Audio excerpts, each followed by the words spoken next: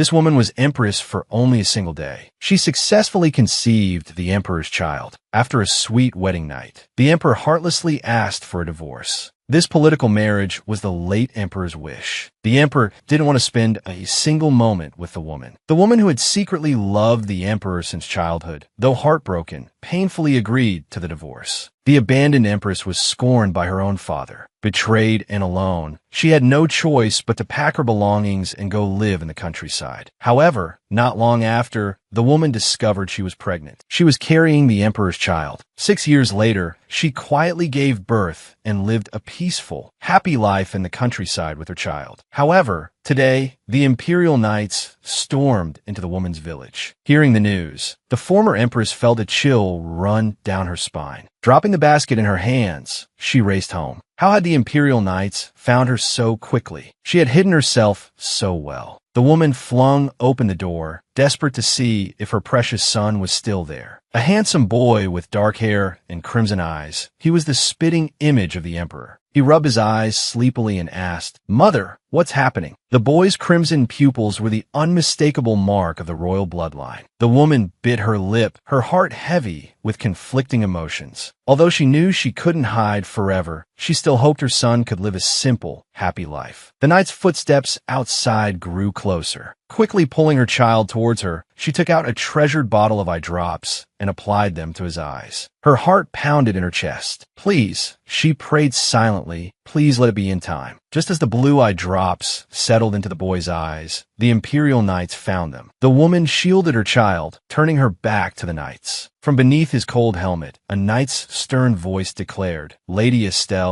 His Majesty the Emperor requests your presence." And so, the mother and son, who had lived in exile, were taken back to the imperial palace. After 6 years, the woman saw the imposing emperor once more. She had thought her feelings for him had long since faded, but upon seeing him again, her heart was captivated anew. Memories of the sweet moment she had shared with the emperor years ago flooded back. This was the man she had loved with all her heart. She could never forget him. In reality, the woman bowed respectfully, even subserviently, to the emperor. He strode towards her and asked, "Why did you keep running? Did you think I would kill you if I caught you?" The little boy, startled by the emperor's words, clutched his mother's leg and hid behind her. Sensing her son's fear, the woman crouched down and held him tightly, terrified that her precious boy might say something wrong. Only then did the emperor notice the small child beside the woman. He frowned. "It's a boy," he observed with surprise. The child reminded him, strangely, of his own childhood. "Who is that child?" he asked. Silence hung in the air. The woman, shielding her child, met the emperor's gaze. From the moment she knew she was pregnant, the one thing she feared was her child's existence becoming public and being used as a pawn in political games. That was why she had hidden him away, for as long as possible, preferably forever. The former empress had run away while pregnant, hiding from the emperor and living in the countryside for 6 years. Now, the emperor's child was 6 years old. Looking at the child before him, the emperor felt a strange sense of familiarity. The woman kept the child behind her and, lifting her head, declared firmly, "He's my nephew."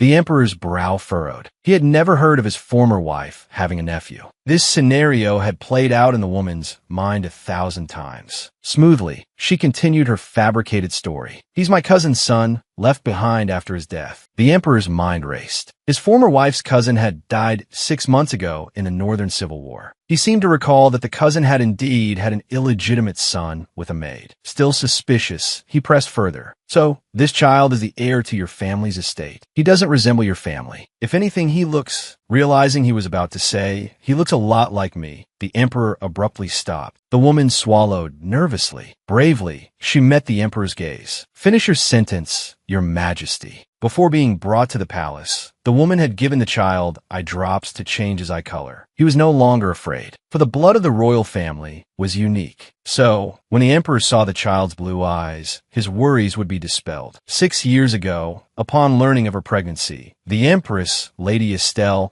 had gone to visit her maternal grandfather in the east. With her grandfather's help, the child's identity was disguised. But this wasn't enough. There was a significant obstacle to concealing the child's true heritage. his naturally red eyes. Fortunately, in the eastern forest, Estelle encountered a young apothecary. The apothecary, sympathetic to her plight, developed a potion to change the boy's eye color. Now, in the present, Estelle squeezed her son's little finger. The quick-witted boy immediately understood his mother's signal and cried out, "Annie, Estelle." Estelle knelt down nervously, patting the back of the little boy's head. The performance was flawless. They had rehearsed it countless times. To ensure her son would call her Auntie Estelle when necessary, the squeeze of his little finger was their cue to begin the charade. Estelle had done everything in her power to conceal his identity. She stood, awaiting the Emperor's judgment. Would she truly succeed this time? The former Empress, unexpectedly pregnant with the Emperor's child, had been on the run for 6 years. Now, dragged back to the imperial palace for questioning, she and her son enacted their carefully crafted play, claiming she was the boy's aunt. Deceived by Estelle's convincing performance, the Emperor tentatively accepted her story. He no longer suspected the little boy's true parentage. Sensing this, Estelle sought a way to separate the Emperor from her son, lest their ruse be discovered. She crouched down, coaxing her precious boy gently. "Theodore, be a good boy. Will you wait for me in the next room?" She sealed the request with a pinky promise. Tears welled in Theodore's azure eyes. He noticed his mother squeezing his little finger again and immediately forced a smile, replying obediently, "Okay, Auntie Estelle." With that, Theodore left under the guard's escort. Once Theodore was gone, only the Emperor and Estelle remained. She clenched her fists, trembling. The Emperor considerately poured his former wife a cup of hot tea. It's already early May, but the east is still quite cold. Seeing the tea he offered, the same tea she had favored during her time in the palace. A flicker of emotion stirred within Estelle. Could he still remember? The next moment, she dismissed the absurd thought. No, impossible. The Emperor abruptly shifted to the matter at hand. He had summoned her because of the Grand Empress Dowager, his grandmother. The Grand Empress Dowager had passed away, leaving the Emperor heartbroken. He had been raised by her. She had been the heir to the vast southern territories of the Myron Dukedom. Upon her death, those lands had reverted to the crown. However, the Grand Empress Dowager had left a peculiar will. It stipulated that no decisions regarding the southern territories could be made without the consent of the former Empress, Estelle. Thus, the Emperor had frantically searched for Estelle, all for the sake of the southern territories. The Emperor made a generous offer. "I want you to come with me to the capital. I will provide you with an estate and residence. Relinquish the southern territories to the crown." Estelle pondered for a moment, then refused. Fury ignited within the Emperor. He slammed his hand on the table and roared, "You understand the importance of those lands, don't you?" Estelle certainly did. The territories were key to the stability of the entire South. The nobles were watching like hawks, and the Emperor desperately wanted to avoid any complications. But she didn't want to relinquish the lands. She wanted to renegotiate the terms. The Emperor, suppressing his rage, demanded, "What are your conditions?" Estelle calmly stated, "First, reinstate my grandfather's pension. Second, once the matter of the will is settled, I expect you to immediately return me and my family." To the east, the former Empress, unexpectedly pregnant, had lived in the countryside with her child for 6 years. Now, the Emperor had brought her back, simply for his grandmother's will, to reclaim the vast southern territories from his former wife. Hearing that her demands weren't unreasonable, the Emperor breathed a sigh of relief. He rubbed his eyes, puzzled. Why? Wouldn't settling in the capital be more advantageous than a mere pension? "Grandmother was very fond of you, Estelle. You were the one who wept the most when she passed. That's why she included such a stipulation in her will," the Emperor added, attempting to guilt her. "Do you intend to disregard her final wishes?" Estelle cut the Emperor short, interrupting his wild speculations. As the Empire's only duchess, and a former empress dethroned after a single day, returning to the capital would inevitably make her the subject of gossip. She'd had enough of that life. Now, she only wanted a peaceful life with her family. Estelle wasn't lying. The capital was dangerous. Living there might lead more people to suspect Theodore's true identity. Besides, her grandfather's retirement funds were more than enough for the three of them to live a quiet life for the rest of their days. Truthfully, she longed to reclaim the family lands seized by the Emperor's predecessor. but asking for too much would inevitably cause trouble. This was enough. Estelle's heart pounded nervously in her chest. A bead of cold sweat trickled down her temple. She pressed her lips together, awaiting the emperor's answer. The narcissistic emperor, assuming she still resented him, sighed and stood. Fine, he conceded. I agree to your terms. However, I have one condition. Until this matter is settled, no matter what happens, you cannot run away again, Estelle. Looking at the man she had once loved so deeply, extending his hand to her with a gentle, gentlemanly gesture, Estelle felt a blush creep up her cheeks. But the responsibility of motherhood sobered her in an instant. With unwavering certainty, she replied, "It's a deal. I won't run away." Seeing his former wife clasp her hands together, refusing his offered hand, the emperor dejectedly lowered his own and clenched his fist. He wanted to say something, but the words caught in his throat. On the carriage ride to the capital, Theodore occasionally fell asleep in his mother's lap.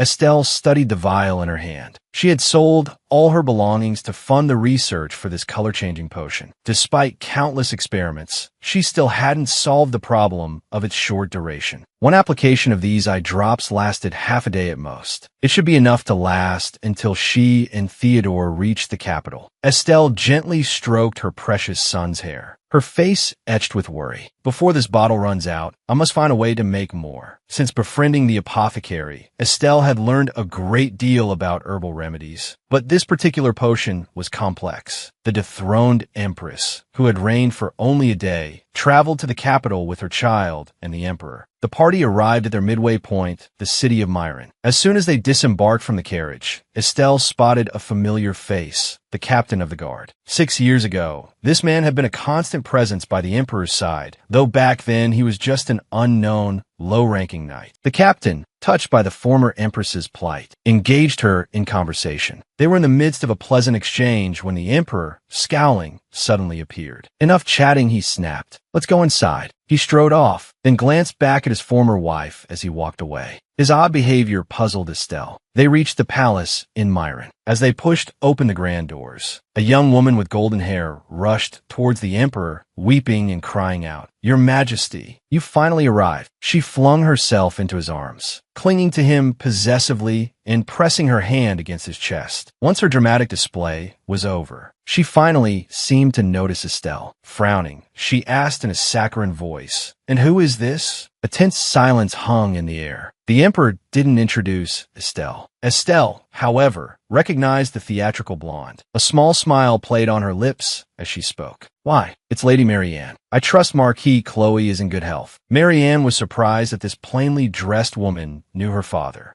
Estelle explained with poise, "We've actually met once before. When Lady Marianne first entered society, her father, Marquis Chloe, was still relatively unknown. Now, he was one of the emperor's key advisors." Theodore, clutching his mother's hand, was distracted by a man running towards them. The flamboyantly dressed man, with fiery red hair, introduced himself. "Lady Estelle, a pleasure to meet you. I am His Majesty's secretary, Bellion." The name Estelle was familiar to Marianne. Suddenly, it dawned on her that this woman was the former Empress, Estelle, who had been banished from the palace after only a day. Marianne, never one for tact, blurted out her realization. Such a remark caused Estelle's face to fall. Thankfully, Theodore stepped forward, diffusing his mother's embarrassment. The little boy smiled and greeted them in a sweet, childish voice. "Good day, Lord Marquis. Good day, Mississippi." Everyone's attention was drawn to the small child at the former Empress's side. They were puzzled by the boy's precocious behavior. Estelle covered her face, shyly explaining, "I'm so sorry. He's probably trying to practice the etiquette he learned from his grandfather."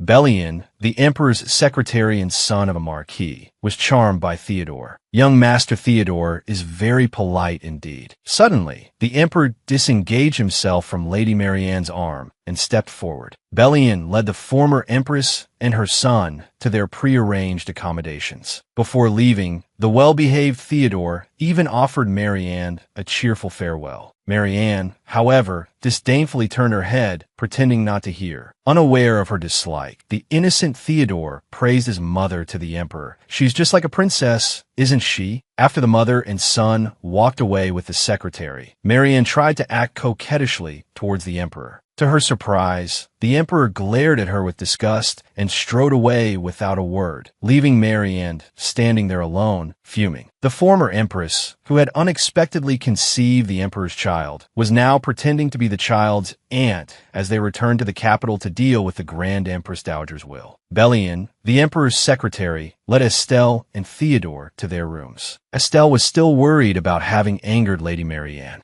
Belian quickly explained, "You misunderstand. The Emperor and Lady Marianne are not in that kind of relationship." This news shocked Estelle. Why not? Is it because Marianne is too young? As she spoke, Belian opened a large door. "Miss Estelle, this is your room." As the door swung open, a massive crystal chandelier came into view. The walls were decorated in ornate gold, and 3 maids stood waiting, bowing respectfully in unison. These maids were arranged by Belian. The emperor would be staying for 2 days, allowing the former empress to rest comfortably. Theodore, who had never stayed in such a luxurious place before, gasped in astonishment. Estelle thanked Belian graciously. "Thank you for your kindness, but this seems too extravagant for us." Belian waved his hand dismissively. "It's nothing at all." Estelle was about to say something more when Belian, noticing her hesitant demeanor, offered a forced smile. "If you truly feel uncomfortable, perhaps you could grant me a small favor." Estelle readily agreed. They went to the garden for tea, while the playful Theodore chased butterflies nearby. Belian got straight to the point. He requested that Estelle keep the Grand Empress Dowager's will a secret until they reached the capital. Estelle inquired as to why. Crossing his legs, Belian explained, "The Grand Empress Dowager passed away 3 months ago, but the issue of succession for the southern territories remains unresolved. If this matter becomes public knowledge, the southern lord's loyalties might waver." At first, the astute Estelle thought his reasoning sounded plausible, but the more she listened, the more she felt something was amiss. This man actually believed the succession issue could incite rebellion. That was the most peaceful region in the empire. Or perhaps, in his eyes, she simply wasn't worthy of being the heir. Estelle keenly sensed Belian's underlying disdain.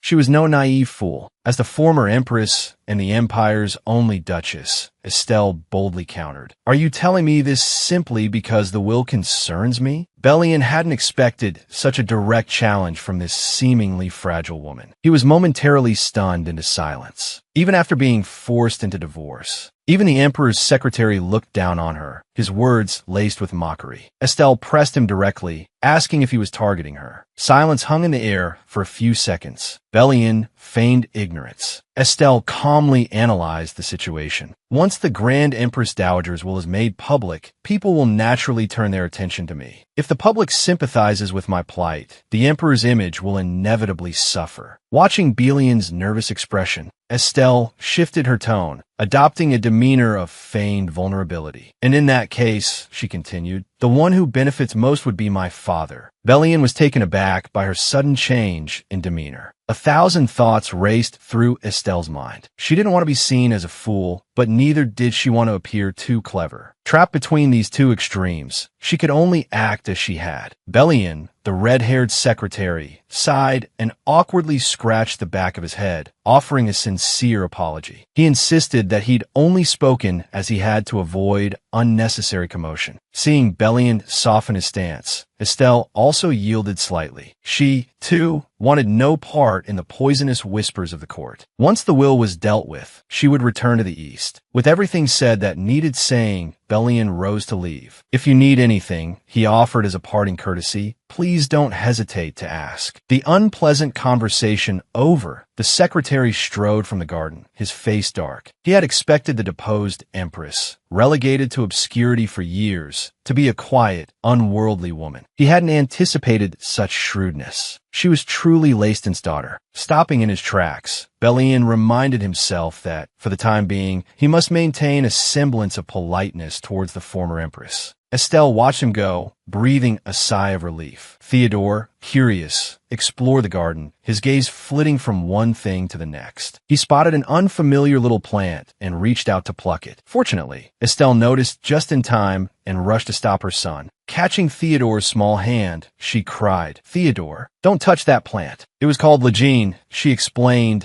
and touching it caused a nasty rash. Obediently, Theodore nodded. Okay, he chirped. I'll be careful. Estelle stared at the offending weed, her heart still racing. This clearly wasn't a place the emperor frequented. The gardens were rather neglected. Theodore, sweet and innocent, looked up at his mother's worried face. Mama, he asked in his childish voice, was that the emperor? Estelle blinked, momentarily confused. That uncle, Theodore elaborated, the grumpy one. The image of the emperor's scowling face flashed through Estelle's mind. Smiling, she ruffled her son's hair. Yes, darling, that was His Majesty the Emperor. Unbeknownst to the emperor, his unexpected pregnancy with the former empress had resulted in a child who was now 6 years old. Young Theodore had a vague understanding that the grumpy uncle was the emperor. He didn't quite grasp what an emperor did, but he knew from his mother that he was the most important person in the country. Estelle reminded her son again, remember, you can't call me mama here. Theodore's cheerful expression crumpled. He shrank in on himself, asking in a small voice, not yet. Estelle explained patiently. We have to keep pretending until we go home. Can you do that? Theodore nibbled on his finger, dejectedly murmuring, okay. He had been behaving much better than Estelle had anticipated during this time in the emperor's presence. He was still so young, and most situations could be diffused with food or a playful distraction. Most importantly, no one would ever suspect that she, the deposed empress, carried the emperor's child. The emperor himself would be the last to suspect it. They had only been intimate once on their wedding night, and the emperor had taken precautions. He had always made sure to avoid any unplanned encounters, not wanting to burden Estelle. Or perhaps, Estelle thought, he simply didn't want a child with someone he didn't love. She slapped her cheeks lightly. Dwelling on the past was pointless. It wouldn't change anything. Mother and son reached their room.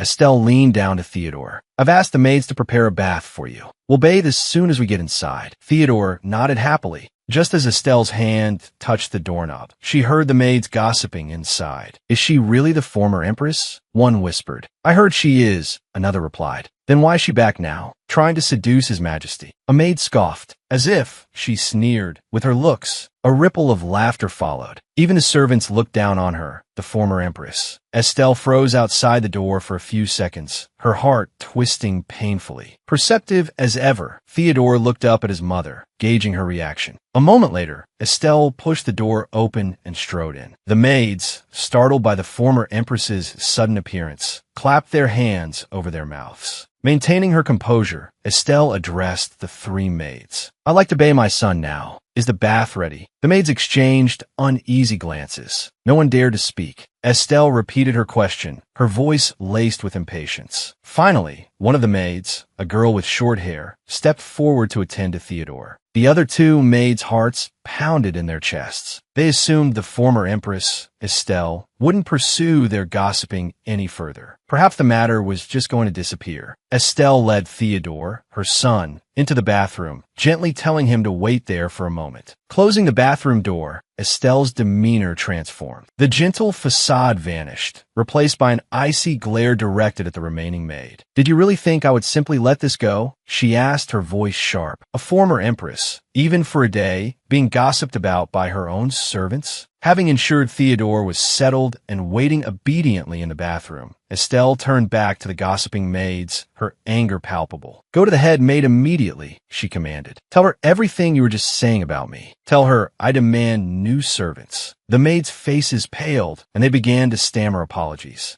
Estelle held up a hand, silencing them. Don't raise your voices, she hissed. I don't want my son witnessing this. Her tone was severe. Now go. Tell the head maid everything. I will confirm your story with her, so don't even think about lying. Having dealt with the troublesome maids, Estelle rubbed her temples with a sigh. Theodore was probably getting impatient in the bathroom. She decided to go in and help him bathe. A knock at the door startled her. Assuming it was the maids returning to plead their case, she wearily called out, "Enter." To her surprise, it was the butler, beaming, followed by several maids carrying gift boxes. They filed into the room, their expressions cheerful. One by one, the exquisitely wrapped boxes were opened before Estelle, revealing a dazzling array of jewelry and finery. Luxurious gowns and vibrant colors spilled from other boxes. These were gifts from the emperor. Estelle stared at the overwhelming display, bewildered. "What is the meaning of this?" she asked, her first instinct to refuse. "Thank you for His Majesty's generosity, but I have no need for these." The butler hastened to explain. "These are not simply gifts, Your Grace. His Majesty requests your presence at tonight's banquet. These are for you to wear." Estelle glanced at the mountain of gift boxes, a wave of annoyance washing over her. Meeting him is awkward enough, she thought. Why would he invite me? She needed a plausible excuse to decline. After a moment's thought, a perfect reason came to mind. Meanwhile, Bellion, the Emperor's secretary, delivered a report. The Duke of Dalton had indeed begun to make his move. With the Emperor away from the capital, the Duke saw an opportunity to instigate a rebellion. The Emperor's eyes flashed dangerously as he read the intelligence. He would give the Duke enough rope to hang himself. Just then, the butler knocked, relaying a message from Estelle. "I am honored by His Majesty's invitation," the butler conveyed, "but I must attend to my son and cannot be away for long. I beg His Majesty's forgiveness for my inability to attend. And since I cannot attend," the message continued, "please accept the return of these gifts." The Emperor was stunned. He had been rejected by his former wife. Bellion, standing nearby, could hardly believe his ears. The Emperor had sent a woman gifts, gowns, and jewels. For 6 years, the Emperor had remained resolutely unattached, showing no interest in any woman. It took the Emperor a moment to process the rejection. The butler, sensing the tension, quickly interjected, "Her Grace must care for her son, Your Majesty. It is understandable that she would be hesitant to leave him with strangers." The Emperor saw a simple solution to the butler's explanation. "If she is concerned about her son," he declared, "then they can both attend." Meanwhile, Theodore, splashing in the bath, sneezed. A sudden premonition of unease washed over Estelle. The Emperor had unexpectedly invited Estelle to the banquet. Also present were Lady Marianne, who harbored romantic feelings for the Emperor, and the scheming Bellion. Theodore sat quietly beside his mother, clutching his beloved teddy bear. When the food arrived, Estelle instructed her son to put the bear down. The obedient boy placed the teddy bear on the adjacent seat, instructing it to sit nicely. Estelle truly didn't want to be at this banquet, but she couldn't refuse the Emperor twice in a row. She had to endure it. Even now, Estelle couldn't understand why her seemingly unfeeling ex-husband had invited her. Lady Marianne, practically vibrating with excitement, fixated on the venison before her. The venison reminded her of the previous year's hunting competition, where she had been crowned the Autumn Queen. Theodore, curious, piped up, "Mama, what's an Autumn Queen?"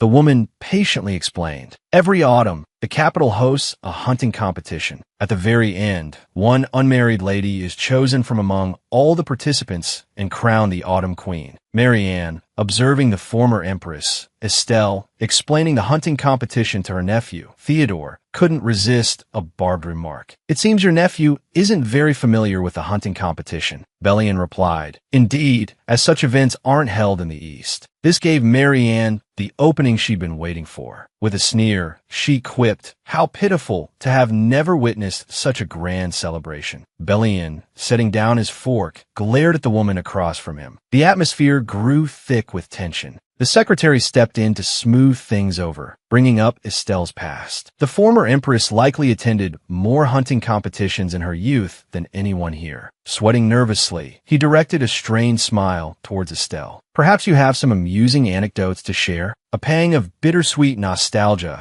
struck Estelle at the mention of the hunting competitions. She replied evenly, "When I was 17, I attended a particularly grand one with His Majesty." Relieved to have successfully steered the conversation, the secretary eagerly picked up the thread. "I believe I've heard of that one. Wasn't the winner that year the then-crowned prince?" The Emperor, silent until now, hearing his former wife recall the event, leaned forward expectantly. Estelle had no particularly fond memories of that particular competition. "I mostly sat in the stands waiting for it to end. It was rather tedious, if I'm honest. The details are quite hazy now, so long ago." The Emperor's hand clenched in anger at her dismissive tone. 9 years ago, the then-crowned prince had promised Estelle he would capture the finest prize for her. Estelle, filled with anticipation, had sat under the scorching sun, waiting for the crown prince, who was diligently searching the forest for a suitable offering. He had spotted a deer with a coat of white gold fur, perfect, he thought, for Estelle.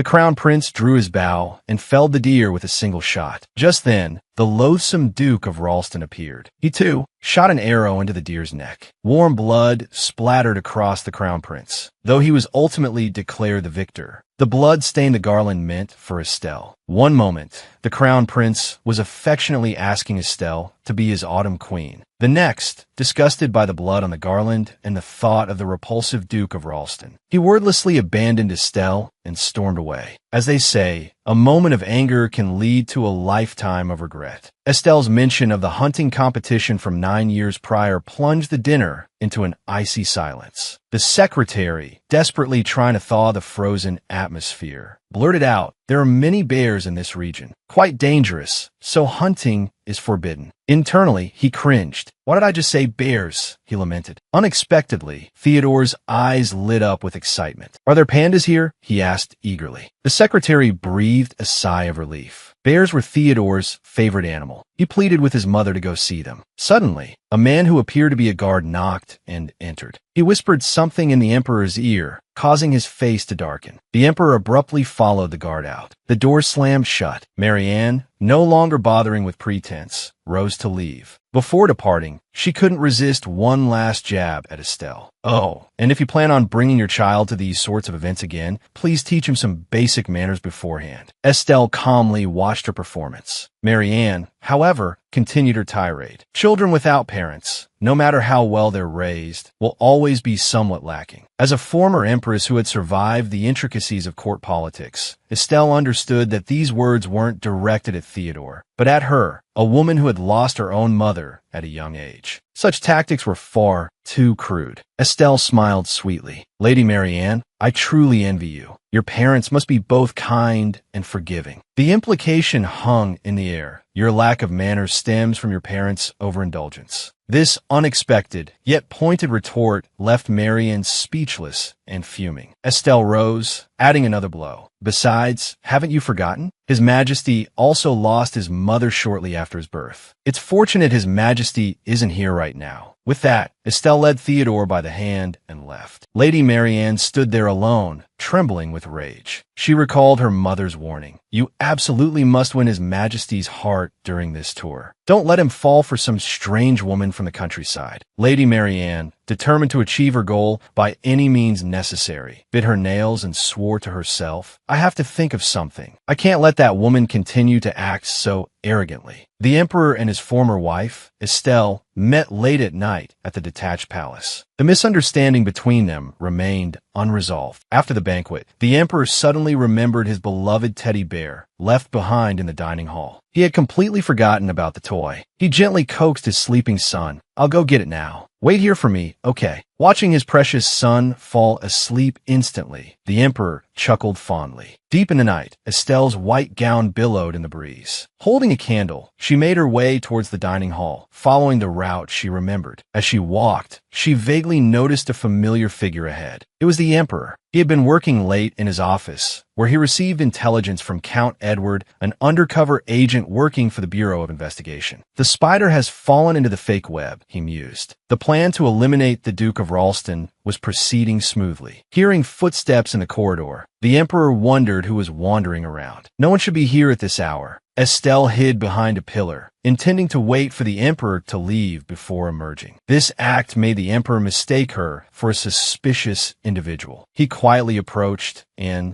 grabbed her wrist from behind the pillar, pulling her out. Estelle lost her balance and stumbled into the emperor's arms. Seeing his former wife's face, the emperor exclaimed in surprise, "Estelle, what are you doing here?" The former empress quickly stepped back and curtsied in apology. She haltingly explained that her nephew, Theodore, had left his toy in the banquet hall, and she had come to retrieve it. "Please rest assured," she added, "I didn't see anything, and I didn't hear anything." The emperor, seeing her distance, felt a surge of anger. "Are you so determined to avoid any association with me?" he demanded harshly. "Are you afraid I'll interrogate you like a servant?" Estelle finally looked up and calmly explained that she was simply trying to maintain a basic level of propriety towards him. She tried to say more, but The emperor turned away, unwilling to listen. Seeing his petulant behavior, a pang of hurt struck Estelle. Could it be that he feels guilty towards me? She wondered. With this thought, Estelle spoke frankly. Your Majesty, if your concern for me throughout this journey has been deliberate, then I believe it's unnecessary. I have no feelings for you whatsoever. Hurt and resentment laced her voice. She turned and strode towards the banquet hall. As they passed each other, the emperor couldn't help but glance back at her retreating figure. He recalled the hunting competition 9 years ago. As he placed a garland upon his beloved's head, he noticed a stain of blood on the flowers. The misunderstanding that arose between them that day had become a knot they couldn't untie, a burden Estelle still carried in her heart. The former empress, having spent only one night at the detached palace with her son, discovered the next morning that her medicine chest had been opened. The chest contained only common remedies and licorice root. She wasn't worried about anyone seeing its contents. But a chilling thought struck her. What if the intruder wasn't looking to steal but to poison? With a snap, Estelle closed the chest and left, feigning nonchalance. The recent incessant rain at the detached palace was a safety concern, prompting the emperor to postpone their departure. They had originally planned to stay only a day or so. Theodore's eye drops would barely last until they reached the capital. This delay was troublesome. While having tea in the palace gardens, Estelle politely asked Bellien, the emperor's secretary, if he could send a letter to her grandfather. Bellien readily agreed, promising to send it out immediately after she gave it to him. However, when Estelle handed the letter to Bellien, he made an impertinent request. Might I first glance at the contents? Although Bellien claimed that all outgoing mail needed to be checked due to external circumstances, Estelle understood. The excuse sounded official, but it was clear they simply didn't trust her. Outside, thunder and lightning raged. Estelle's spirits sank. With a false smile, Bellien extended his hand. "If you don't mind, Lady Estelle," he said. Inwardly, Estelle cursed the red-capped secretary 1,000 times. Outwardly, she smiled sweetly as she handed him the letter. The secretary read the letter with a stony face. It contained nothing particularly noteworthy. Aside from informing him of recent events, it was simply a message to assure her safety. Clever Estelle, naturally, wouldn't write anything revealing. In the eyes of others, it was just an ordinary letter. But she was certain her grandfather would understand the hidden meaning. Dismissing the stiff and unreadable secretary, Estelle clasped her hands and bowed her head in prayer. "For the safe return of my family to the east, I cannot afford any mistakes."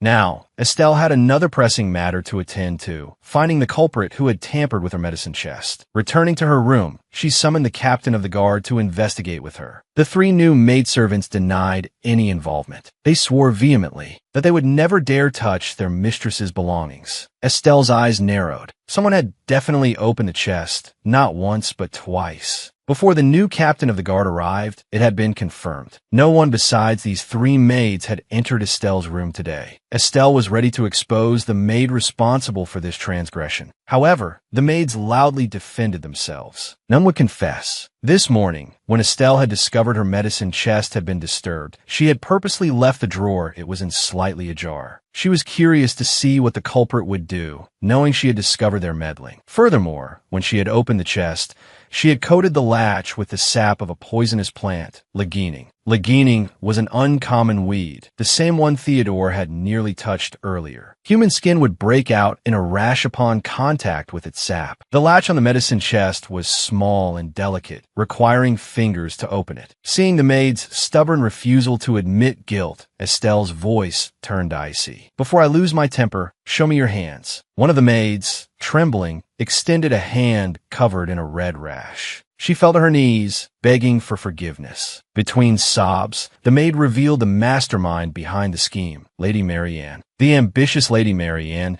had merely used a maid to poison Estelle's medicine chest. Even after being exposed, Marianne vehemently denied any involvement. She insisted Estelle had bribed the maid to falsely accuse her. However, the captain of the guard revealed that Marianne's personal maid had confessed to giving Estelle's maid a sum of money. The former emperor sat impassively on his throne, watching the women bicker below. Marianne, teeth gritted, pointed at Estelle, playing the victim. "So, why were you carrying a suspicious chest?" She turned, tears streaming down her face, and cried to the emperor, "Your Majesty, I did it all for your safety. Someone so close to you carrying a chest full of vials and herbs. There must be a conspiracy." The emperor gleaned the truth from Marianne's theatrics. "So, you admit you had your maid search her belongings?" He then frowned, his voice sharp. "And when did the security of this city become your responsibility?"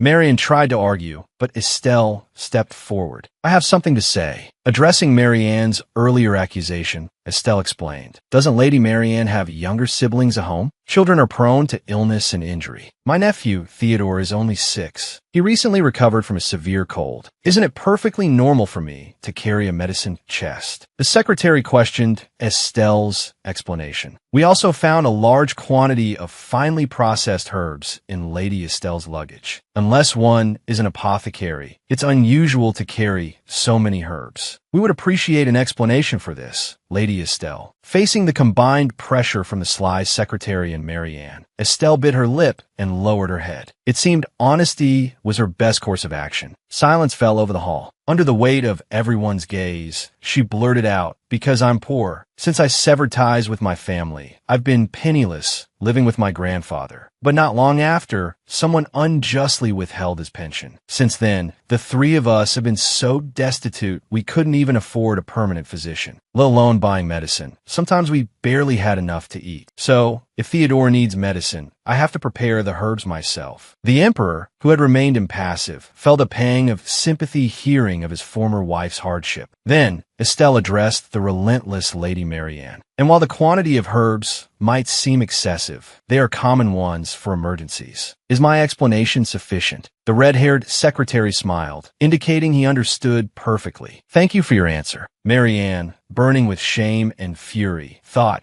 "Can everyone truly believe this woman's lies?" Seizing the opportunity, Lady Marianne pressed her advantage. "If it was just for my safety, checking my luggage, why was the medicine chest opened twice? Was it perhaps to poison me?" Unable to defend herself, Estelle could only weep as she knelt before the emperor, repeating over and over, "Your Majesty, please believe me." The emperor, having grasped the situation, saw no need for further theatrics. He rose and declared, "Take Lady Marianne to the West Prison." The West Prison was notoriously dilapidated. Upon hearing the sentence, Marianne felt her world crumble around her. Having dealt with the troublesome matter of imprisoning the woman who'd attempted to poison his former wife, the emperor turned to Estelle and offered a humble apology. "Estelle, I am so sorry you had to endure this." Estelle, observing the emperor's fidgeting, felt no stirrings of emotion. She offered a small smile. "It's all right. Compared to what I endured as crown princess, this is nothing." With a curtsy, she excused herself, leaving the emperor standing awkwardly alone.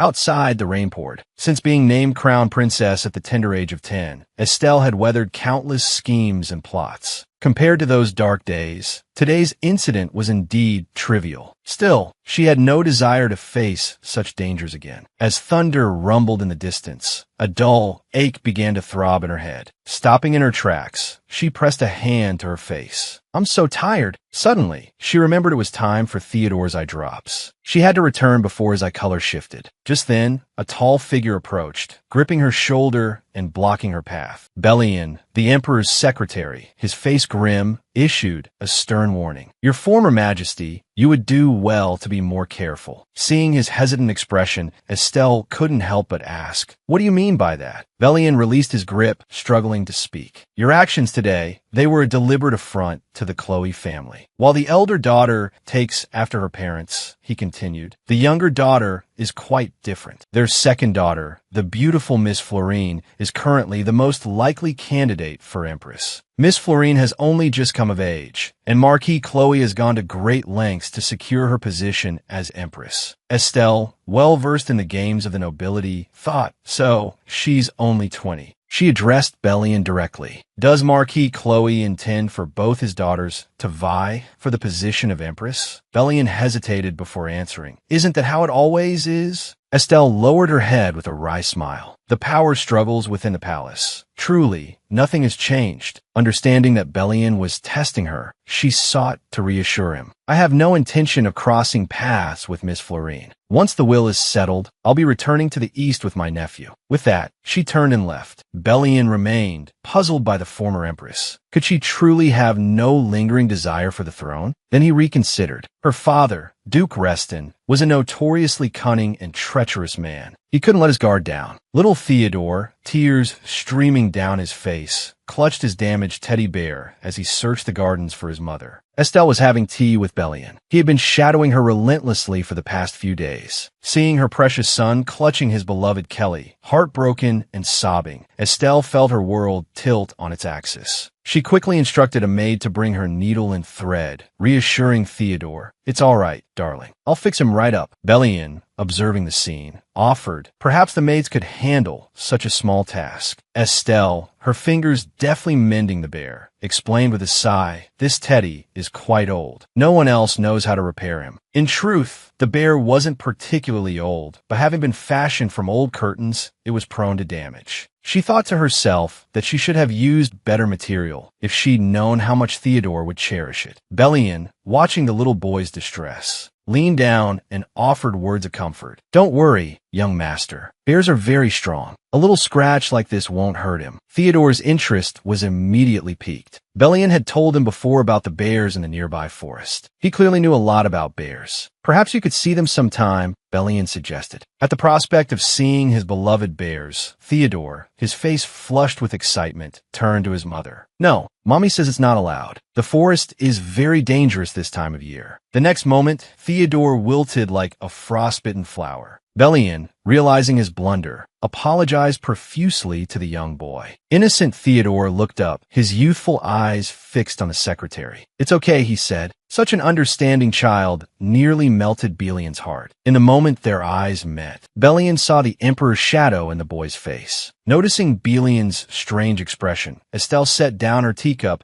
and suggested that Theodore go into town for a stroll. Theodore immediately brightened. He clasped his hands together and asked his mother, "Really? Can I go for a walk?" Estelle agreed readily this time. "As long as you stay with your lady-in-waiting." Theodore hugged his lady-in-waiting's leg. He longed to go out and play. Estelle had previously kept him inside for fear of him encountering the Emperor. Now, even if they did meet, it shouldn't be a big problem. On the other hand, this perceptive secretary, spending too much time with him could be more problematic. So, Estelle decided to let the lady-in-waiting take Theodore out for a while, making sure she brought him back before bath time in the evening. To change Theodore's eye color, she only needed to administer the medicine once before dinner. So it should be fine. Theodore left with his lady-in-waiting. Just as they left the gardens, they bumped into the Emperor, who was preparing to go hunting in the forest. The Emperor's heart softened at the sight of the little one. He asked the lady-in-waiting what he was doing here. The lady-in-waiting respectfully replied, "Miss Estelle instructed me to take him for a walk in town." Little Theodore, unafraid of the Emperor, hopped over like a bunny and asked curiously, "If you go to the forest, can you see real bears?" The Emperor, not skilled with children, paused for a few seconds before asking, "Do you want to see bears?" Theodore nodded vigorously, his eyes shining with anticipation. But the next second, he suddenly remembered his mother's words and dejectedly explained to the man before him, "But Annie won't let me." The Emperor crouched down, intrigued by this adorable little boy. Children of this age usually don't pay much attention to adult cues, often doing as they please. But this child seemed unusually well behaved. The Emperor suddenly wondered, could it be because Estelle wasn't his real mother that he was so obedient? He recalled his own childhood, which he hadn't spent with his birth parents. As a child, the Emperor had often been bullied and would hide in a corner and cry silently. Suddenly, the lady-in-waiting's voice interrupted his thoughts. "Your Majesty," she said, "Please forgive my interruption, but Miss Estelle said that the young master must be back before dinner." The emperor felt conflicted. He both felt for the well-behaved boy before him and didn't want to go against his former wife's wishes. So he stood up, patted Theodore's head, and said consolingly, "Then there's nothing we can do. There will be other opportunities." Theodore didn't show any disappointment. Instead, he smiled at the emperor and said, "Okay, Your Majesty, have a safe trip." And so they walked in opposite directions. After a few steps, the emperor began to imagine Theodore's tearful, pitiful face because he couldn't see the bears in the forest. Thinking of this, the emperor sighed helplessly. Then he turned and strode back towards Theodore. "Wait a minute," he said. "I'll take you, but you can't tell your aunt." The emperor secretly took Theodore hunting in the forest. Would he recognize that the little boy before him was his own son? Meanwhile, Estelle sat in the garden, drinking tea, feeling uneasy. Bellien also sensed the former empress's anxiety. He asked, "Why hasn't the young master returned yet?" Estelle also found it strange. She had specifically instructed the lady-in-waiting to bring Theodore back before bath time. At this rate, they might miss the medicine window. After pondering for a long time, Estelle, unable to shake her worry, stood up and excused herself to Bellien. "I'm sorry, I must go and look for him." Seeing her worry, Bellien naturally offered, "Then let me help you." Estelle had sent Theodore away precisely to minimize contact between him and the secretary. She felt a pang of hesitation. Could she really accept his help? What if he found Theodore first and saw the change in his eye color? But then she thought there was still time. So she graciously accepted. "Thank you, then." The two searched throughout the palace gardens, calling out Theodore's name. The butler, hearing the commotion, rushed over and asked what was the matter. Understanding that the former empress was looking for her nephew, the butler replied evasively, with a strange look in his eyes, "I haven't seen him." Estelle, a mother's instincts flaring, strode towards the butler. "He's been missing for hours. I specifically instructed the maid to bring him back before sunset. But now even the maid is nowhere to be found. If you know where they are, please tell me." The hapless butler, witnessing the former empress's mounting anxiety, wrestled with whether to reveal the truth. Just then, Bellien, the emperor's secretary, poked his head in, demanding to know what the commotion was about. The butler, unable to maintain the charade any longer, adjusted his glasses and conceded, "Although His Majesty ordered secrecy, I'm afraid I must speak now. Young Master Theodore has been taken to the hunting lodge by His Majesty." The news struck Estelle like a thunderbolt. Her legs trembled, and she swayed precariously. Bellien, too, was taken aback. His Majesty took Theodore? What? The butler explained everything. His Majesty took the young master to the forest to see the bears. "It looks like it's about to rain. I don't know when they'll be back." The emperor had taken Theodore to the hunting lodge without permission. After sunset, Theodore's eye drops would wear off. There was only an hour left. A clap of thunder echoed through the air, amplifying Estelle's fear. Struggling to maintain composure, she lowered her head slightly. "Bellien, how long does it take to reach the hunting lodge from here?" Bellien answered truthfully, "By horse, it would take an hour at the fastest." Hearing this, Estelle bit her lip. "If we leave immediately, will we make it in time?"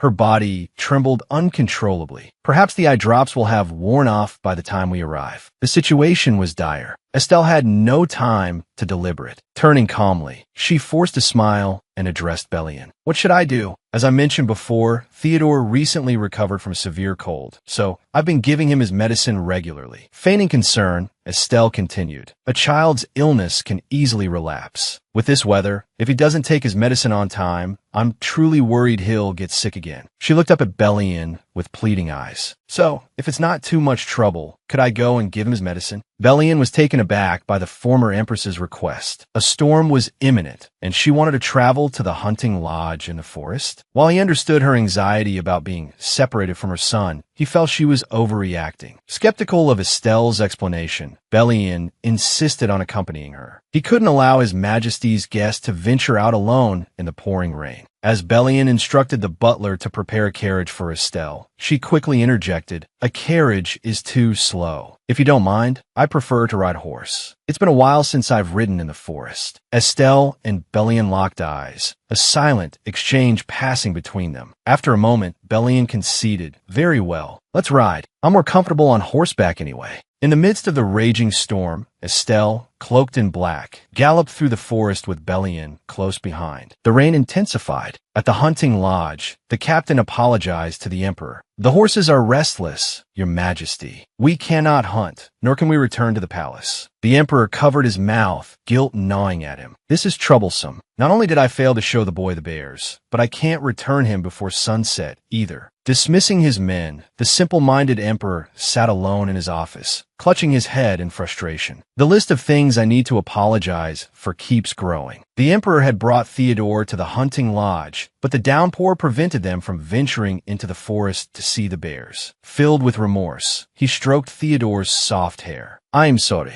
It seems I can't keep my promise to show you the bears. Theodore, peering out the window, didn't seem disappointed at all. His radiant smile warmed the emperor's heart. Suddenly, the emperor remembered something. Actually, there's a bear here at the lodge. Shall we go see it? Theodore's face lit up, and he bounced excitedly behind the emperor. However, when he finally saw the long-awaited bear, Theodore nearly burst into tears. The creature was enormous, 3 towers tall, with menacing claws and teeth. Theodore clutched his chest, seemingly petrified. Is that a real bear? The emperor replied matter-of-factly, indeed. Is this your first time seeing a real bear? Theodore nodded, having always imagined bears as cuddly creatures. He hadn't realized how dangerous they could be. He reached out to touch the bear's fur, only to find it surprisingly cold. Innocent Theodore was curious. Why wasn't the bear moving? The emperor, without a second thought, replied, Of course it's not moving. It's dead. The word dead made Theodore's heart sink. His eyes widened, and he froze, stammering, How did it die? Looking into Theodore's bright eyes, the emperor was momentarily speechless. He had received many honors for hunting that bear years ago. But now, facing this little boy, he couldn't bring himself to say it. He could only avoid the question and change the subject. He pulled out his grandfather's old hunting rifle and offered it to Theodore. This is an old flintlock. The percussion cap has been removed. You can have it as a toy. But Theodore wasn't interested in the gun. He was still absorbed in the sorrow of the bear's death. The captain of the guard, who had been standing nearby, offered a suggestion. Your Majesty, this lodge also has hunting dogs. The emperor, as if grasping at a lifeline, asked, That's right. Would you like to see the dogs? Seeing a flicker of interest in Theodore's eyes, the emperor immediately signaled to the captain with a look. Bring the dogs to the study at once. A short while later, the captain of the guard led in a golden retriever. The retriever panted, its tongue lolling out, as if smiling at Theodore. Theodore tentatively reached out his hand. Unexpectedly, the golden retriever placed its paw in his palm. Such an obedient dog instantly melted Theodore's heart. The dog then licked his cheek. The boy and the dog, upon their first meeting, quickly became fast friends. The emperor was pleased with the captain's arrangements. The captain had specifically chosen the gentlest and most obedient dog, ensuring no problems with the young boy. The emperor, finally relieved of one worry, allowed Theodore to take the dog and play in the hallway. Watching the boy's happy retreating figure, the emperor couldn't help but smile. Estelle was frantic. Theodore's eye drops would wear off in an hour. And at that moment, little Theodore was playing with the golden retriever at the hunting lodge. The emperor instructed his servants to prepare some toys for the young boy to play with the dog. Theodore, holding a blue ball, played fetch with the golden retriever in the courtyard. No matter where Theodore threw the ball, the retriever always caught it and brought it back to him. The rain grew heavier. Theodore looked up at the dark sky. He suddenly remembered his mother's instructions to return before dinner. But the emperor's status was paramount. His mother had also told him to obey the emperor. Lost in thought, Theodore accidentally let the ball roll away. The golden retriever, without hesitation, dashed into the forest after the ball. Theodore followed, running into the trees. Meanwhile, Estelle and Belian galloped through the pouring rain. Belian, struggling to keep up with Estelle, worried about the former empress's safety in the downpour. He repeatedly cautioned, Your Majesty, riding so fast in this storm is dangerous. Please slow down. However, Estelle pretended not to hear, continuing at full speed towards the hunting lodge. This unusual behavior made Belian suspicious. The more he thought about it, the stranger it seemed. Her attitude wasn't just that of a mother worried about her child, or rather, The whole situation had been strange from the beginning. No one had expected the Grand Empress Dowager to make such a will. And Miss Ju, completely unprepared, had managed to evade the royal search for 2 whole months. And ever since she appeared, Duke Leighton had also begun to act. The suspicious Bellyan wondered, could all of this be planned? But if that were true, why did this strange young woman care so much about the child? He had to get to the bottom of it. His Majesty, usually so composed, always seemed to lose control when faced with these two. This made Bellyan even more cautious. The horse in front suddenly stopped, interrupting his thoughts. Estelle finally paused for a brief rest. Having ridden so far in such heavy rain, Estelle felt dizzy. Bellyan hurried forward, suggesting, perhaps we should rest a little longer. Estelle, her face pale, shook her head. Let's rest at the lodge. Even though Estelle had ridden with all her might, the effects of the eye drops had already worn off. Theodore's disguise should have faded. Theodore and the golden retriever, both drenched, ran into the rain. The boy and the dog, soaked to the bone, stood before the emperor. The emperor, unsure of what had happened, looked at them. Little Theodore, head bowed, explained dejectedly, the dog and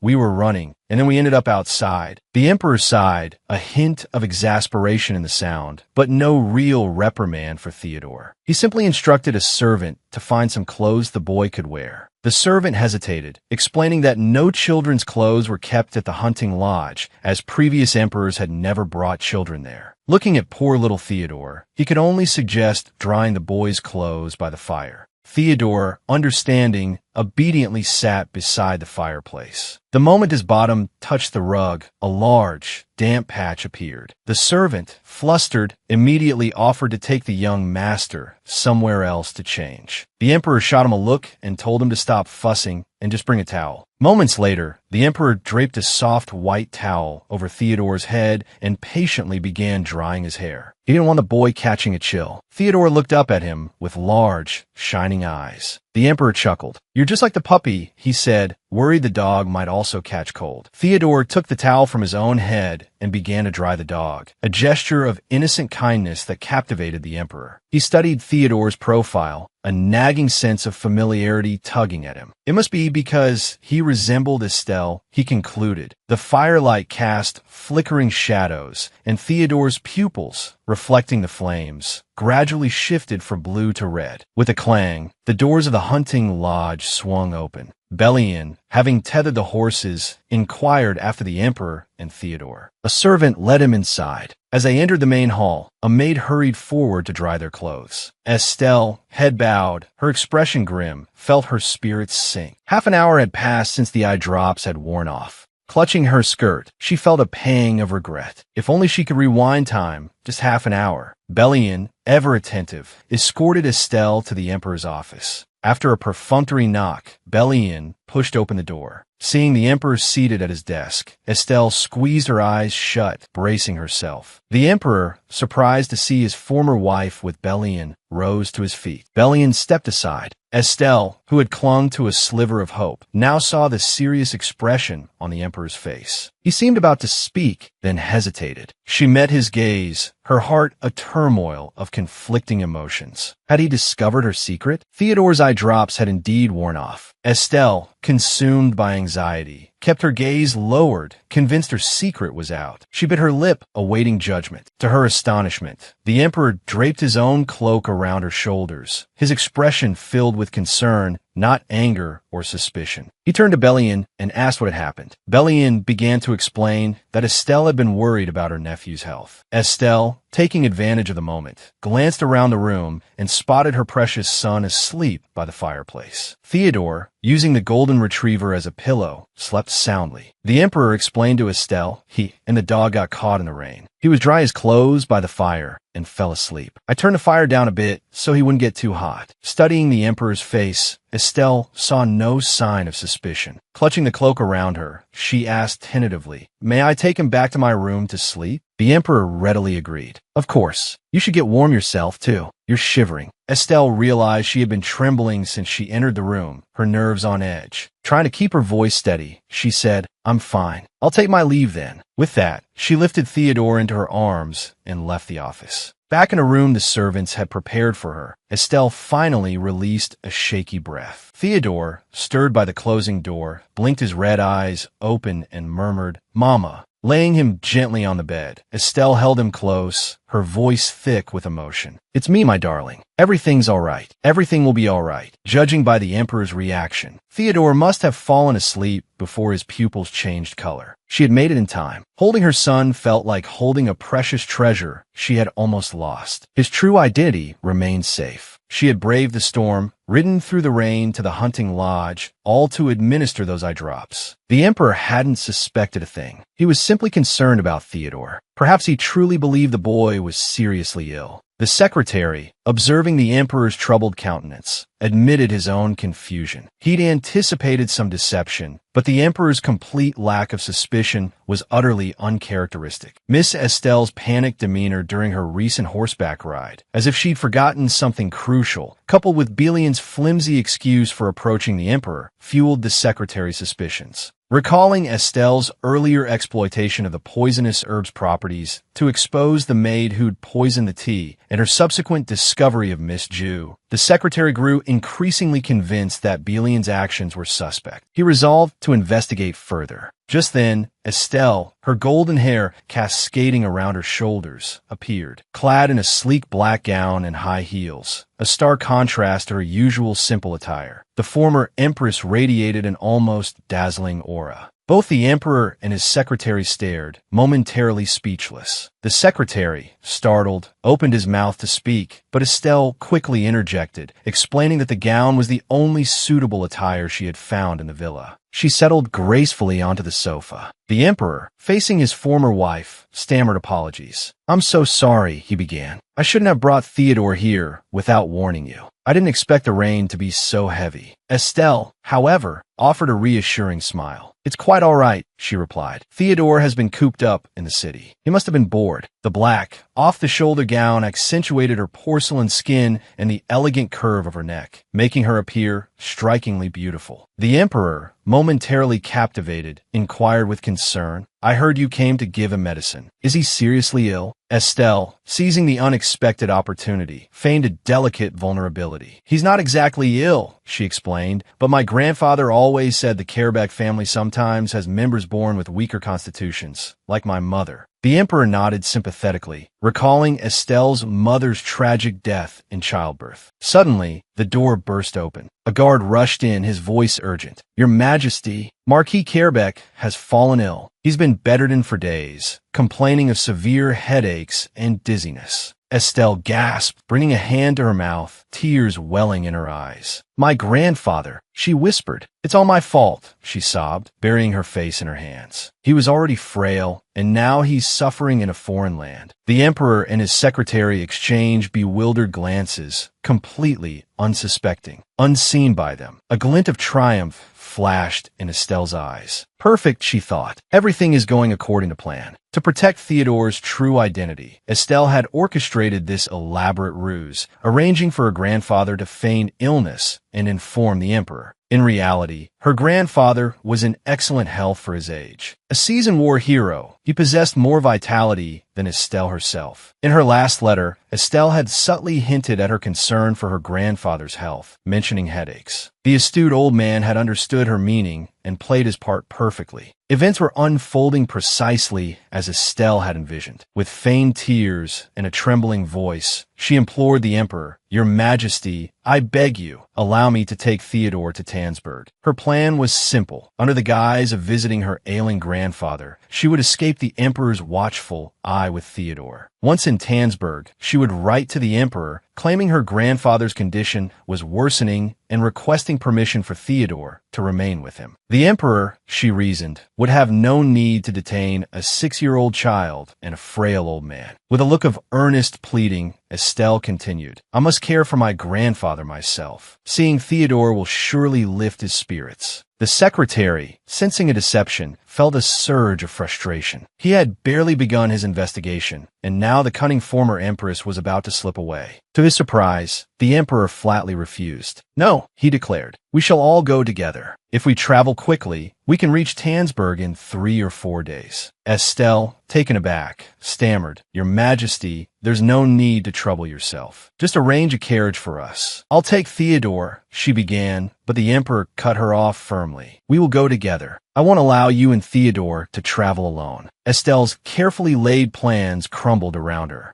Had the emperor extended his stay in Milan for a reason other than the rain? Estelle knew the emperor well enough to doubt such a simple explanation. She had assumed he had important matters to attend to. However, faced with the emperor's unwavering resolve, Estelle reluctantly abandoned her argument. He silently calculated in the carriage. It didn't matter. Once they arrived in Tansburg, he could still send the child and his grandfather away. He just needed to hold on for 4 more days. Just 4 days ago, Estelle, the former empress, had miscalculated. She had originally planned to take the child back east first to visit his grandfather. Unexpectedly, the emperor insisted on going with them. As they were about to leave the hunting lodge, little Theodore clung to his golden retriever, reluctant to part. Estelle told her precious son to let the dog go. This was his home. However, both boy and dog were deeply attached, clinging to each other tearfully. Theodore's pitiful state stunned Estelle. The child was usually obedient and wouldn't be so stubborn. Just then, the emperor strode over, asking Estelle what was happening. Seeing Theodore clinging to the dog, the emperor understood immediately. He generously declared, "If you like this dog, you can take him with you. Consider it a gift from me." Theodore's face lit up instantly. The golden retriever, as if understanding the emperor's words, also seemed delighted. Only Estelle was hesitant. She wanted to decline the emperor's kindness. "Thank you for your kindness, but the child is still young. I'm worried he might hurt the dog. Then both he and the dog would be in danger." The emperor, observing the harmonious scene between Theodore and the dog, immediately refuted her. "From what I've observed, that shouldn't happen." He solemnly assured his former wife, "This child is very good with dogs, and this dog is well trained. There shouldn't be any danger." Estelle still wanted to refuse. The emperor sighed deeply. He lowered his head, his expression forlorn. "I just feel guilty towards you and the child. You can consider this a gift from me, as an apology.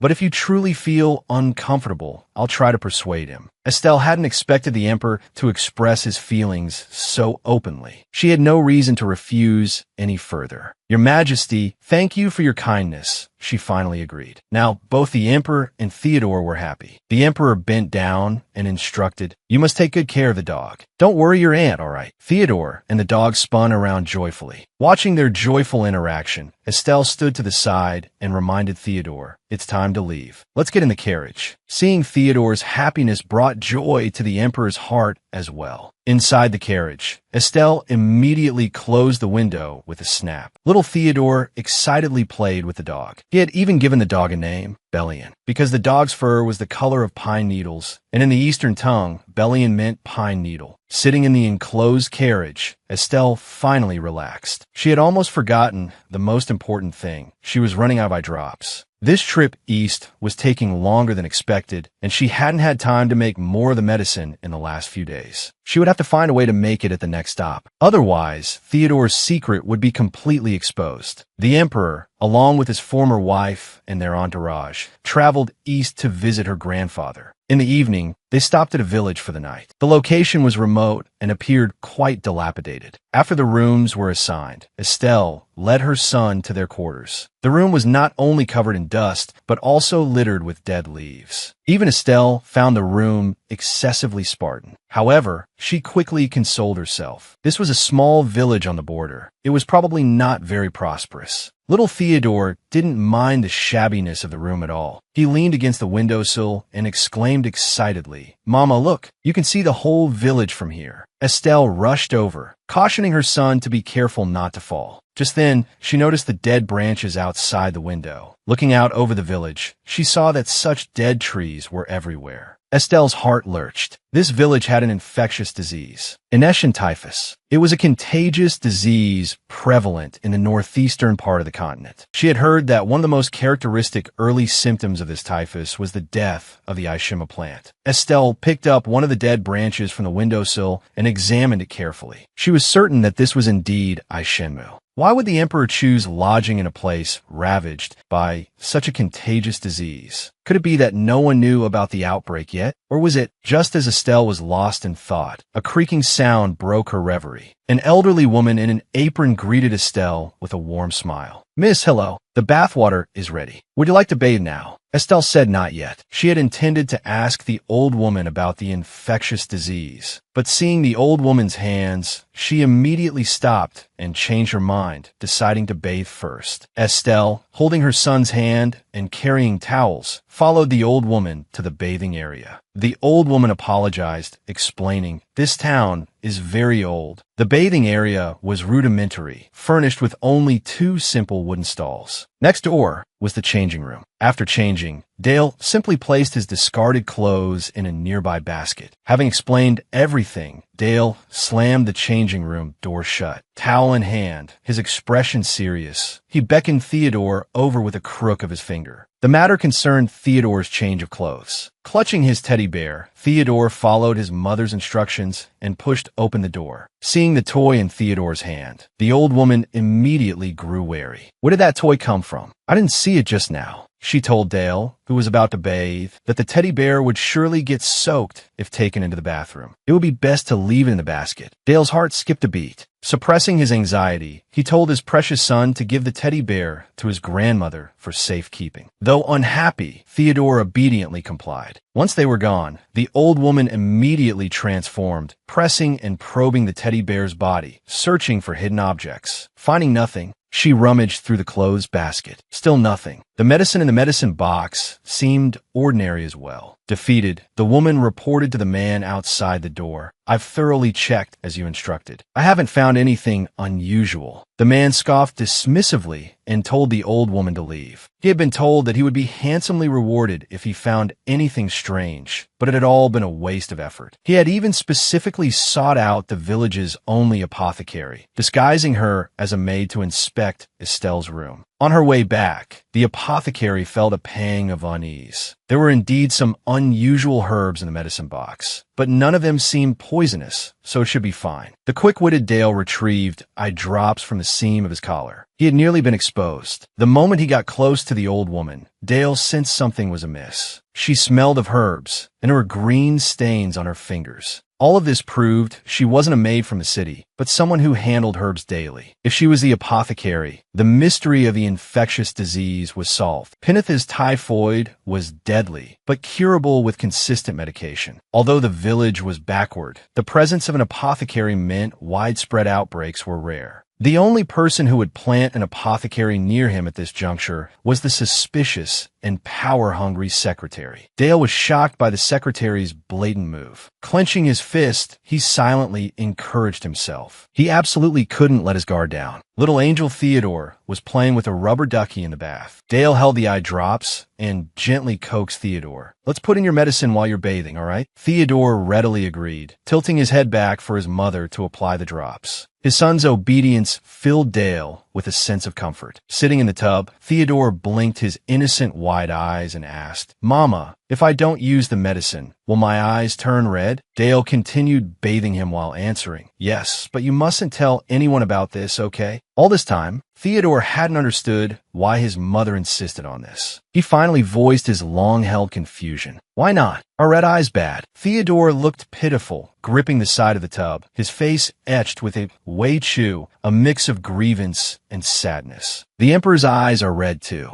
Why can't mine be?" His innocent words sent Dale's heart plummeting. He opened his mouth, but no words came out. Theodore had never asked such a question before, his thoughts simple, always obeying his mother. He couldn't believe a few meetings with the Emperor could have such an impact. Theodore hung his head dejectedly, water droplets trailing down his wet hair. Sensing his mother's distress, he asked in a small voice, "Should I not have asked that?" Theodore had finally voiced the question that had been troubling him. Stunned, Dale gazed tenderly at her precious son, and devised a plausible excuse. Theodore, do you remember the story I told you about the farmer and the mage? Theodore, of course, remembered. In the story, the farmer found a magical jewel, but it was so precious that it would disappear if anyone else knew about it. He reached out and gently stroked Theodore's cheek. That's right. The things that are truly precious, we must keep hidden. Your eyes are the same, Theodore. Theodore instantly understood, the cloud of gloom lifting from his face, replaced by a bright smile. Splashing in the bath, he asked his mother, "But it's okay for His Majesty, right?" Dale nodded firmly. Of course, His Majesty is both powerful and holds the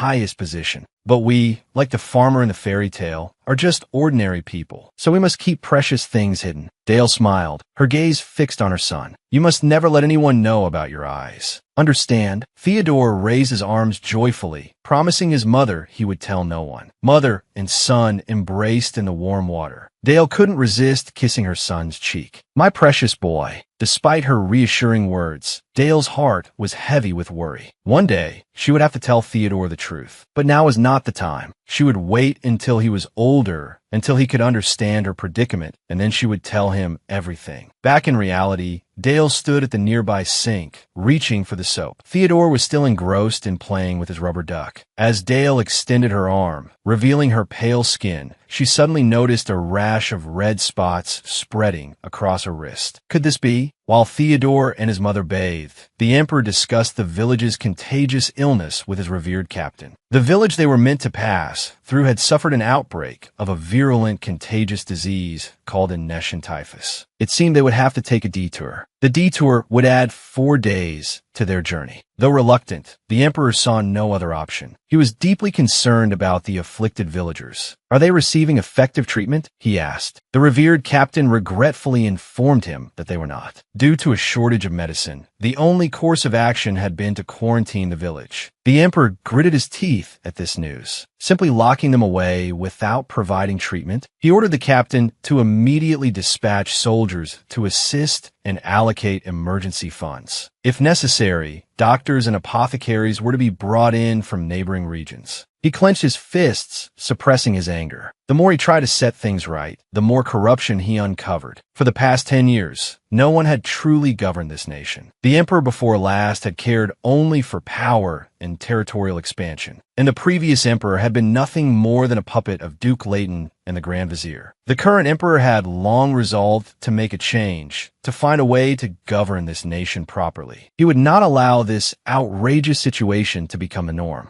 After speaking with the emperor, he went to Dale's door and knocked softly. The door creaked open. Freshly bathed, Dale stood in a pure white nightgown, her golden hair still damp with droplets of water. She gasped, recognizing the visitor. Your Majesty. Dale took a step back, apologizing. I'm so sorry, I was startled. The emperor coughed, equally embarrassed, and asked Dale what was the matter. Her next words struck him like a thunderbolt. Your Majesty, I think I have typhus. Upon hearing this, the emperor grasped Dale's arm. Is it serious? I'll call a doctor immediately. Overcome with anxiety, the emperor's hands began to tremble. He had changed nothing, not even noticing the illness of someone so close to him. Dale, surprised by the emperor's intense reaction, called out to him, bringing him back to his senses. Calm yourself. I don't have Hessian typhus. It turned out Dale had contracted only a common strain of typhus. Hessian typhus manifested with black spots, while red spots were a sign of a common fever. So there's no need to worry. With some medicine and a few days rest, I'll be fine. The emperor instructed his secretary to have the city doctor come to the countryside to attend to the patients. He also ordered that Dale's room be changed to a more suitable one in the main building for her recovery. Before he could finish, Dale interrupted him. I don't want to change rooms, and I don't need treatment. Dale's next words were even more difficult for the emperor to accept. While acting as Theodore's caretaker, Dale had unexpectedly contracted typhus during their journey. The emperor hastily ordered his secretary to summon the city doctor to the countryside and to prepare more spacious accommodations for Dale. However, Dale immediately refused the emperor's offer. She not only declined to change rooms, but insisted on treating herself. The village doctor and the revered captain were both stunned. Even if it were just common typhus, without treatment, it would undoubtedly worsen. The emperor, seated opposite Dale, his expression troubled, pondered for a long moment before finally asking with difficulty, "Why would you make such a decision?" Dale had already prepared a counter-strategy. She knew that a contagious disease, the dreaded Initian typhus, had broken out near the village. Times of political unrest, like these, were breeding grounds for rumors. If word got out that someone in the emperor's entourage had contracted typhus, it would only further destabilize the political climate. And if rumors spread that someone infected with the disease had stayed in this village, the village itself would suffer the consequences. Silence fell over the room after Dale spoke. She optimistically reassured everyone that there was no need to worry about her. She had concocted remedies for typhus many times before. All she needed was the emperor's permission to leave and gather the necessary herbs. In truth, contracting typhus was actually a blessing in disguise for Dale. It gave her a legitimate reason to leave and search for the herbs needed to make eye drops for Theodore. The old woman, the apothecary, chimed in, agreeing with Dale. However, as a precaution, she suggested that Theodore should be moved to another room. Dale smoothed the hair by Theodore's ear and gently reminded him, "My sweet boy Theodore, did you hear? You'll have to sleep separately from Mommy tonight. Is that all right?" Theodore, who had been playing with his dog, readily accepted this. "Then I'll sleep in the new room with Bryn," he told his mother. The emperor, now without grounds for refusal, prepared to leave. "Very well, then do as you suggest." Pleased that her plan was working, Dale turned to thank the emperor. But as she did, her gaze met the secretary's complex, scrutinizing stare. The secretary, who had been suspicious of Dale all along, pointedly remarked that he had just happened to meet an apothecary. If she needed any herbs, she could get them from the apothecary. The revered captain seemed unaware of any apothecary having been there.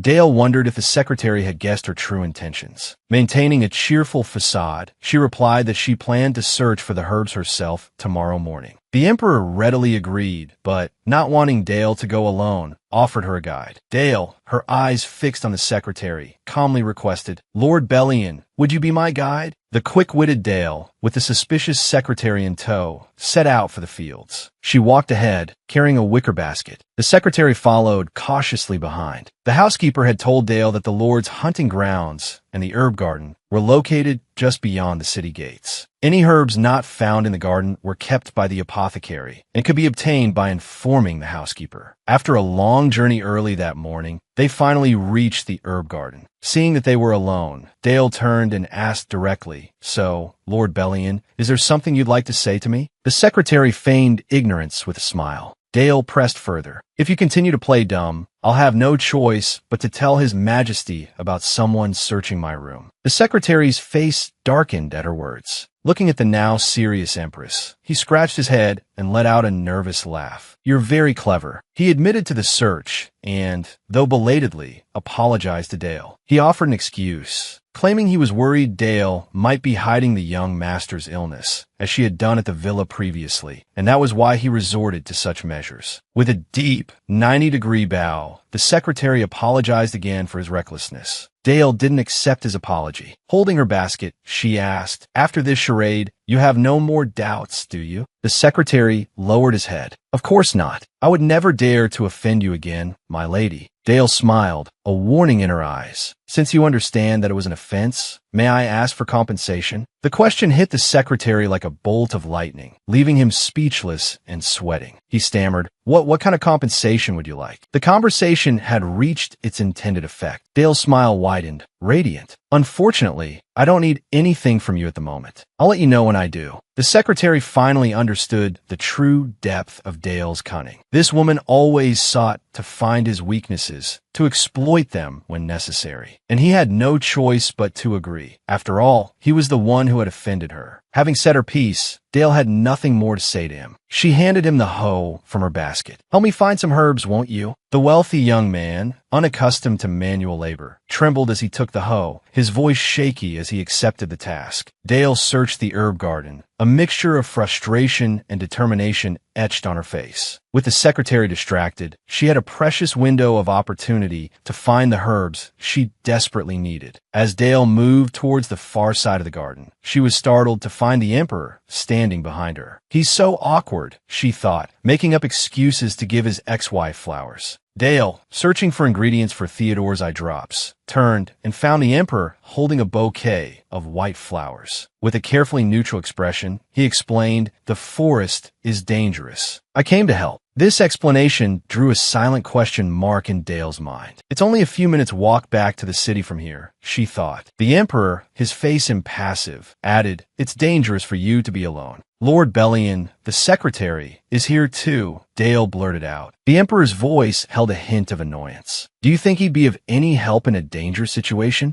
Dale lowered her head, considering. He's right. Bellion would be useless, she admitted to herself. But the emperor's presence complicated things. She couldn't focus on finding the herbs for Theodore. Just as Dale was trying to figure out how to subtly dismiss him, the emperor offered her the flowers. "These are for you. I asked the physician which herbs are best for treating typhus. I found these flowers on the way here. They match the physician's description," he explained. Dale stared at the white bouquet, forcing a grateful expression. "Thank you, Your Majesty. But these are just ordinary flowers, not medicinal herbs." Seeing the emperor's cluelessness, Dale wondered if he was genuinely trying to help. "Maybe I can get him to search for the herbs like the secretary, and that will keep him occupied," she mused. Dale carefully described the herbs she needed. Listening intently, the emperor declared confidently that he would find them for her. The rustling of leaves filled the air as the emperor and Dale split up, each searching for the specific herbs. The well-meaning but inept emperor consistently picked the wrong plants. The herbs Dale sought were subtle, requiring a discerning eye. The emperor's competitive spirit kicked in, and he redoubled his efforts, still without success. Just then, the secretary popped his head out from between the rows of plants. Unlike the empty-handed emperor, the secretary held a large bundle of herbs. Seeing the emperor squatting on the ground, radiating a palpable aura of frustration, the secretary froze, not daring to speak. He dropped the herbs and fled. The emperor and his former wife found themselves in a rare moment of solitude. As they talked amidst the fragrant herbs, the emperor asked Dale when she had learned about herbal remedies. Gathering her skirts, Dale continued her search while explaining, "An apothecary lived near my grandfather's house. I learned a little from her by chance, but I never formally studied as I needed to work to support my family." The emperor, squatting nearby, sighed. "That's a pity." Dale turned, surprised. "Oh." A note of admiration colored the emperor's voice. "If you had the opportunity to study formally, you would be a remarkable apothecary. You've always been capable of anything." Dale responded without thinking, "That's not true." A gentle breeze rustled through the garden, stirring her golden hair. The emperor stared, transfixed, the scene evoking a memory from long ago. 8 years earlier, when he was still the crown prince, he had chosen Dale's family's hunting grounds for his 18th birthday celebration. It had been snowing heavily. Riding ahead of the crown prince, Dale had told him a local legend. "They say a spirit lives in the lotus pond at the heart of this forest. If you make a wish to it, your wish for love will be granted," she continued. The crown prince, unimpressed, had scoffed. "That's ridiculous. Surely no one believes such stories." To his surprise, Dale, her high ponytail swaying, had taken the story seriously. "It's such an interesting story. So, what happened to the young man?" she had asked eagerly. Seeing her interest, the guide had continued the tale. The young Dale, captivated by the story, had laughed delightedly. Meanwhile, the crown prince had been captivated by her beautiful profile. After the guide had left, the crown prince had shown off his skills in the hunting grounds. With a swift draw of his bow, he had shot a hare running through the snow. The heavy snowfall obscured his vision. Mistaking a snow-covered lake for solid ground, he had ridden his horse onto the thin ice. With a splash, both horse and rider plunged through the thin ice. Dale reacted instantly, leaping from her own horse and scrambling to pull the emperor from the frigid water. But her footing was precarious. The ice cracked again beneath her, and she plummeted into the dark, icy depths. 8 years ago, on the emperor's birthday, the former Empress Dale had fallen into the same lake, sacrificing herself to save him from a similar fate. When the emperor finally managed to pull Dale from the water, she was unconscious. He carried her back to the lodge, where the doctor diagnosed her with a severe case of typhus. The emperor's servants whispered amongst themselves, "On such a cold day, why would Lady Hasdell go to the lake alone?" It was all because of that guide. Captivated by his stories, Dale had insisted on venturing to the heart of the forest to the Cheen mausoleum. The Emperor clenched his fists, his face a mask of fury. Just then, Dale stirred in her unconsciousness, coughing painfully. It was growing late, and urged by his attendants, the Emperor reluctantly returned to the palace, unable to stay by Dale's side. Before leaving, he gently stroked Dale's sweat-dampened cheek. "Hasdel," he murmured, "I'll come see you tomorrow." The next day, the Emperor canceled his hunting trip and went directly to the lodge to visit Dale. Dale, having just awakened and received the news, anxiously questioned her maid. "Why are you only telling me now? His Majesty is coming. Help me prepare." But the maid protested, reminding Dale that she was still unwell and shouldn't be getting up to dress. With the Emperor's arrival imminent, Dale despaired at the thought of him seeing her disheveled and unkempt. "I can't let His Majesty see me like this." Overcome with anxiety, she was seized by a fit of coughing, clutching her chest and weeping. The Emperor, standing at the doorway, witnessed this scene and, mistaking her distress for a rejection, turned and left abruptly. Yesterday's hunt was interrupted. He instructed his attendants. "We'll continue today." His attendants were confused. "But Your Majesty, you said you wouldn't hunt today." Bitterness twisting in his gut, the Emperor simply replied, "I've changed my mind." A breeze stirred Dale's golden hair, pulling the Emperor from his reverie. He removed his coat and draped it over his former wife's shoulders. Dale started to protest,